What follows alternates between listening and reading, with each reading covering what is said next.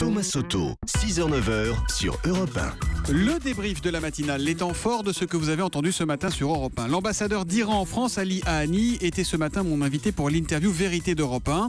À 7h45, je lui ai demandé si oui ou non, des avions iraniens avaient bombardé des cibles de l'État islamique en Irak. Écoutez sa réponse. Ce que nous avons fait, ça a été tout à fait en coordination avec le gouvernement irakien et son armée. Donc il y a eu des bombardements iraniens en Irak sur des positions de l'État islamique ? Bon, je n'ai pas le détail, bien entendu. Mais oui, il y en a eu. Bon, on a entendu, mais toujours sous la coordination du gouvernement irakien. On continue, bien entendu, pour lutter contre le terrorisme. Ali Ahani, ambassadeur d'Iran en France. À 7h30, nous sommes allés retrouver notre envoyé spécial en Norvège, Martin Fenot. Martin qui se trouvait devant la maison de l'un des suspects de l'attentat de la rue des Rosiers. Écoutez. C'est là, dans la petite ville de Skien, que Walid Abdulrahman vit terré chez lui. Il se fait appeler Osman, c'est d'ailleurs ce nom qui est écrit sur sa boîte aux lettres. Derrière, une maison en bois beige, c'est là qu'il habite avec femme et enfants, juste à côté d'une mosquée. L'homme d'une cinquantaine d'années a les yeux cernés, les cheveux grisonnants. Quand on l'accuse aujourd'hui d'être un des tireurs de l'attentat de la rue des Rosiers, il se défend. Oui, je suis palestinien, oui, j'ai protégé Yasser Arafat, dit-il, mais je n'ai rien à voir avec tout ça. Voilà, reportage de Martin Fenot en Norvège pour Europe 1. Le gouvernement prépare un projet de loi pour sanctionner plus sévèrement les auteurs de propos haineux. Bonne ou mauvaise idée ? Question posée à Pierre Tartakovsky, c'est le président de la Ligue des droits de l'homme. Il était à 7h15 l'invité de la question qui fâche.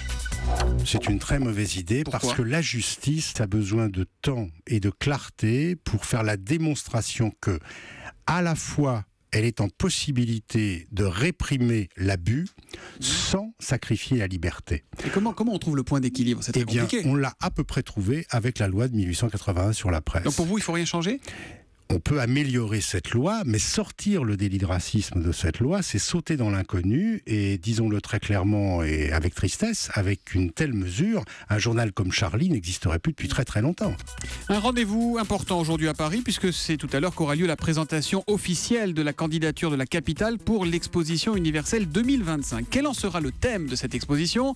J'ai essayé de le savoir tout à l'heure avec Cédric Villani, l'un des porte-parole du comité. C'était à 6h45 dans Europe 1 vous répond. Le thème est encore confidentiel. Cédric Villani, vous êtes levé aussitôt ? Non, Cédric Villani. Non. Un Vous indice. savez, on sait que le thème sera lié à la notion d'hospitalité, qui est une notion extrêmement actuelle et d'autant plus pertinente aujourd'hui qu'on vit dans une époque de tensions considérables, de choc de culture.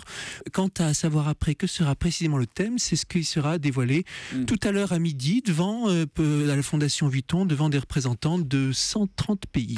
Voilà, ce sera donc autour de l'hospitalité. C'est déjà ça de gagner. Il faut tout faire pour gagner l'Expo universelle en France, un challenge comme on les aime. C'est ce que tweet Denis Gancel, qui est créateur de l'Observatoire de la marque France.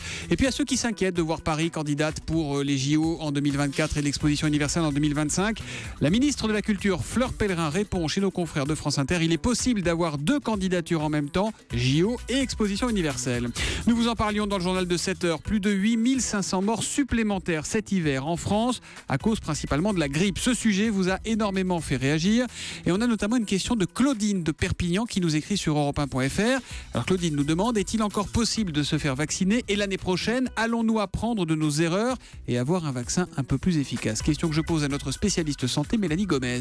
Alors Claudine, pour le coup, pour se faire vacciner, là c'est vraiment trop tard. En fait, il reste seulement environ 3 semaines d'épidémie en France. Voilà, donc on sait qu'il faut 15 jours pour que ça avoir une protection suffisante. Ça sert plus à grand chose, le vaccin contre la grippe, donc ça sera pour l'année prochaine.